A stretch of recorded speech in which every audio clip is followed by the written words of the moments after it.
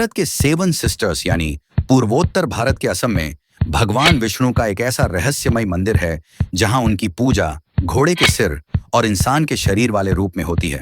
लेकिन इसका सच जानकर आपके रोंगटे खड़े हो जाएंगे।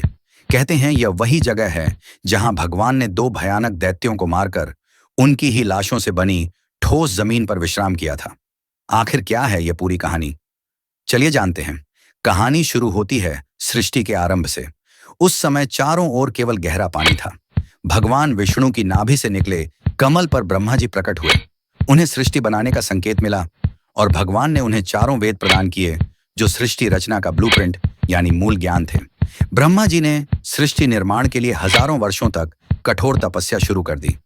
ब्रह्मा जी तपस्या में लीन थे, तभी एक अनहोनी हुई। भगवान विष्णु के कानों के मैल से दो भयानक असुरों का जन्म हुआ। मधु और कैटब हजारों साल तक पानी में रहने के बाद जब उन्हें भूख लगी तो उनकी नजर ब्रह्मा जी पर पड़ी। उन्होंने ब्रह्मा जी पर हमला किया, उनसे पवित्र वेद छीन लिए और उस अथाह समुद्र की गहराइयों में जाकर छिप गए। वेदों के बिना ब्रह्मा जी लाचार हो गए और सृष्टि का काम रुक गया। ब्रह्मा जी घबराकर विष्णु जी की शरण में गए, लेकिन समस्या बहुत बड़ी थी। मधु और कैटब ने तपस्या करके देवी महाशक्ति से इच्छा मृत्यु का वरदान पा लिया था, यानी वे अपनी मर्जी के बिना मर नहीं सकते थे। तब वेदों को वापस लाने के लिए विष्णु जी ने हयग्रीव अवतार लिया। उन्होंने घोड़े का सिर इसलिए चुना ताकि उसकी तीक्ष्ण बुद्धि और सूंघने की शक्ति से वे समुद्र के उस घने अंधेरे में भी वेदों को खोज सके। भगवान हयग्रीव पानी के भीतर गए और असुरों से हजारों साल तक युद्ध किया, लेकिन वरदान के कारण वे मर ही नहीं रहे थे। अंत में भगवान ने अपनी माया से उन्हें मोहित किया और पूछा कि तुम्हारी मृत्यु कैसे होगी। असुरों ने अहंकार में शर्त रखी, हमें वहां मारो जहां पानी ना हो, एकदम सूखी जगह।